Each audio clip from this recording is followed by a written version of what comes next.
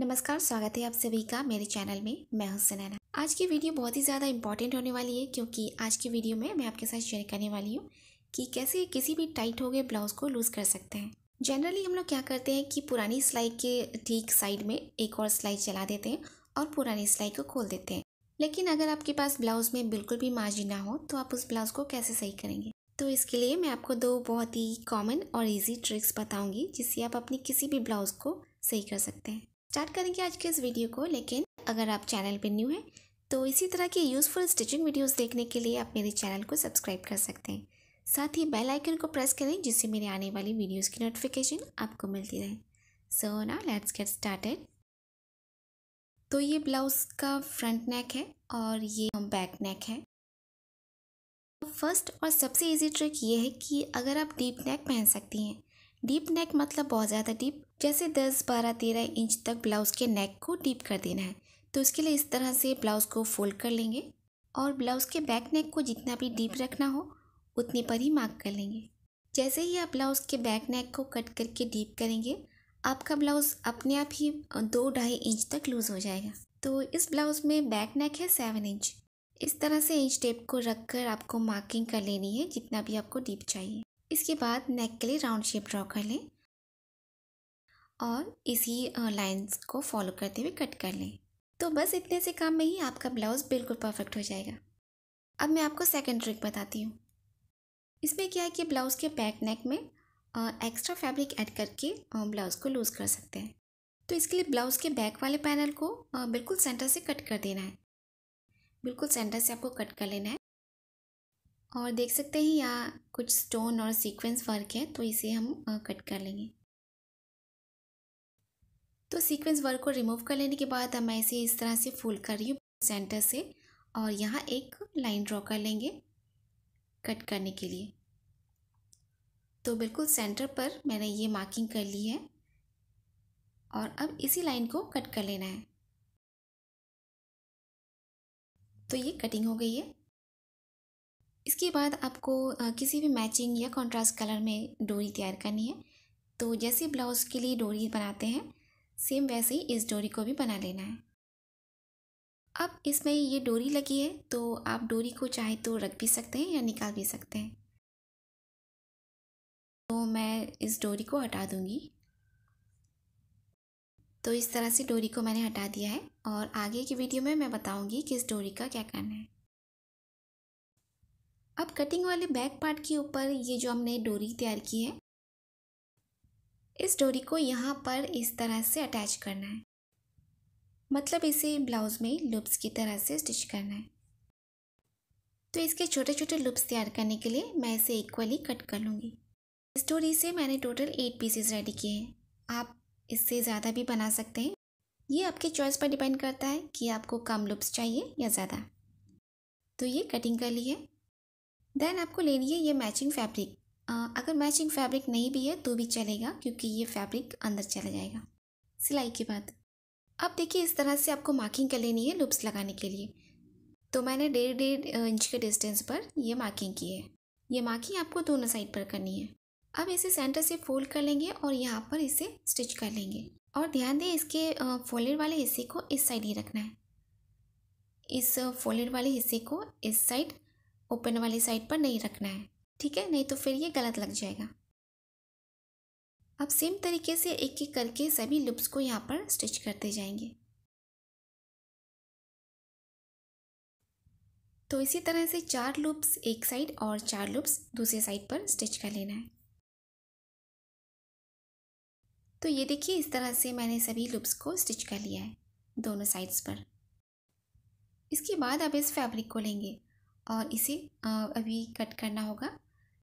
तो इस फैब्रिक के ऊपर मैं 2.5 इंच मार्क करके कट कर लूँगी। ये जॉर्जेट का फैब्रिक है इसलिए मैं इसमें 2.5 इंच मार्क करी हूँ।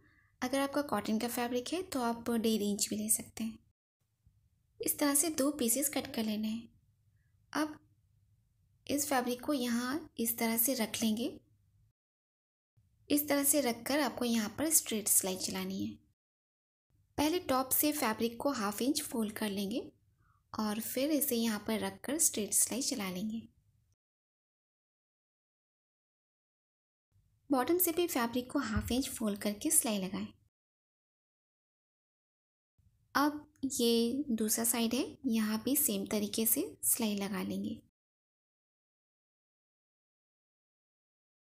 तो देखिए इस तरह से दोनों फैब्रिक जो है स्टिच हो गए हैं। अब इसको इस तरह से पीछे की साइड फोल्ड कर देना है। ये देखिए ये फैब्रिक है, इसे इस तरह से पलटना है और पूरे फैब्रिक को पीछे की ओर पलट देना है और इसके एजेस को 1/2 इंच अंदर की साइड फोल्ड करके यहाँ पर आपको स्ट्रेट सिलाई चलानी है।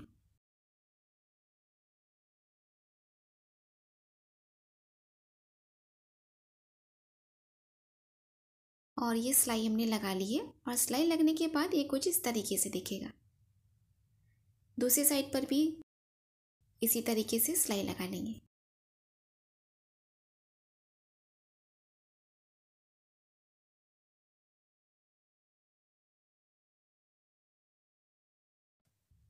एंड ये दूसरी साइड पर भी सिलाई लगा ली है। और अब देखिए ये बहुत ही फिनिशिंग के साथ हमने दोनों साइड पर लूप्स लगा ली हैं। इस तरह से दोनों साइड पर लूप्स जो है वो अटैच हो गए हैं। बैक साइड से इस तरीके से दिखेगा।